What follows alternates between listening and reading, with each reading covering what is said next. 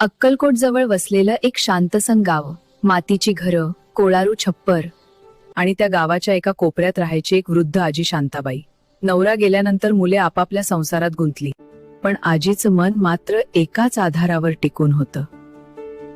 दररोज पहाटे आजी दिवा लावायची, हात जोडायची आणि हळूच म्हणायची, स्वामी आज काही नसलं तरी चालेल, पण माझी श्रद्धा कधी कमी होऊ देऊ नका.